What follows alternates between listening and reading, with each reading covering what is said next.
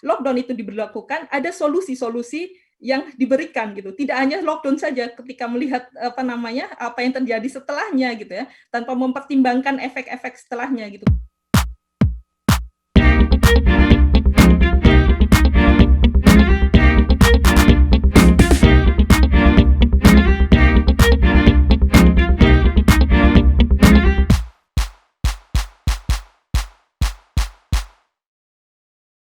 Pertama kali ya ketika ada kasus kita lihat di Wuhan gitu ya, mungkin akhir 2019 gitu ya, mulai muncul gitu.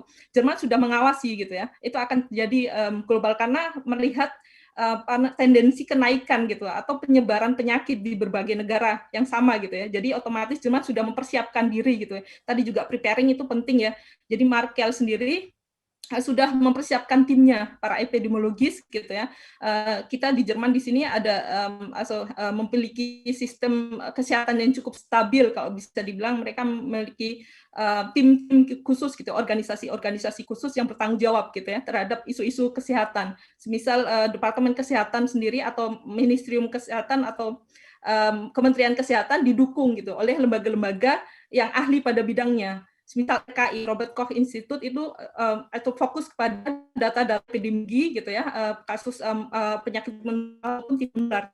Jadi mereka punya tim yang sangat solid sendiri. Kemudian ada Paul Institute gitu ya, Paul Ehrlich Institute itu atau PI itu bertugas sebagai institut yang obat-obatan ya, untuk langsung itu apa ya, biar obat-obatan itu bisa diakses oleh masyarakat. Mereka membutuhkan dari apakah itu bisa digunakan atau tidak gitu ya, atau lolos uji lah gitu ya. Kita bilang pengujian, ada IQVIC juga untuk quality control dan segala macam gitu. Jadi sistem kesehatan Jerman gitu ya, tidak berdiri sendiri. Mereka memiliki gitu ya tim-tim atau organisasi yang bertanggung jawab gitu ya terhadap isu-isu kesehatan gitu ya.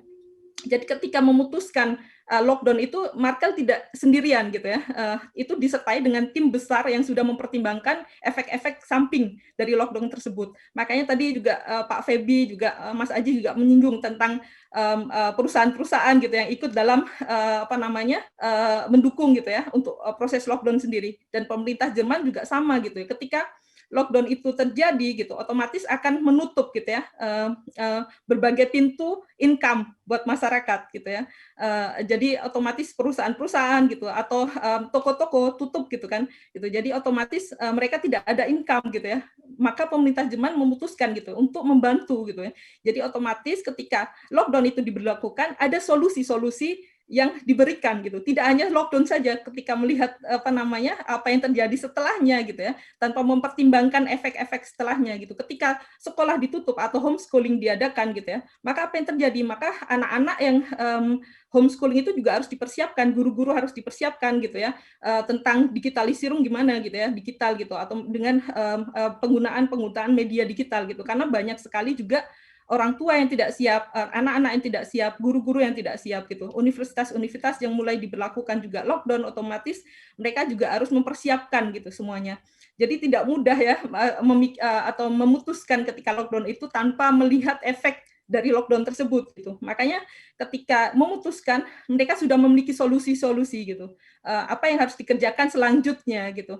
Mereka juga ada gitu NGOs yang otomatis akan membantu masyarakat gitu. Karena Jerman terkenal dengan Bevölkerung atau mungkin kependudukannya yang kurvanya terbalik gitu. Kalau Indonesia generasi muda lebih banyak gitu yang produktif gitu. Di Jerman terbalik gitu ya. Orang tua lebih banyak daripada generasi mudanya. Jadi itu orang tua termasuk dalam resiko grup gitu ya kalau bisa dibilang gitu. Makanya Jerman panik juga ketika ada epidemi datang gitu ya, pandemi ini datang gitu. Karena apa? Mereka memiliki resiko yang sangat besar, resiko grup yang besar gitu. Jadi makanya mereka sangat wanti-wanti sekali, waspada gitu. Jika outbreak-nya parah gitu ya, maka kolaps gitu ya. Sistem kesehatan Jerman tidak mampu. Karena apa? Orang tua banyak sekali gitu. Kalau lihat banyak sekali di Jerman ini, kalau mungkin melihat ada senior home gitu atau rumah-rumah panti jompo atau rumah sakit khusus orang tua gitu. Dan itu kan mereka punya komorbid, sudah usia tua gitu ya, termasuk dalam resiko grup yang sangat tinggi gitu. Makanya Jerman itu sangat concern sekali untuk mendemung atau mengendalikan pandemi agar tidak outbreak-nya tidak besar gitu. Mungkin kita bisa lihat juga ketika strategi Jerman di awal gitu, melihat banyak Italia misal negara tetangga gitu dengan jumlah meningkat yang sangat ekstrim gitu ya, insidennya sangat tinggi, dan mereka langsung memblok juga gitu ya, darat semuanya dikontrol gitu. Mereka langsung memperlakukan semisal Maskenschutz gitu ya, harus dengan masker gitu ya. Kemudian juga veranstaltung atau pertemuan semua tidak harus ditiadakan gitu ya. Jadi otomatis itu juga mengurangi insiden-insiden atau penularan-penularan di masyarakat, di community. Itu yang dilakukan gitu ya.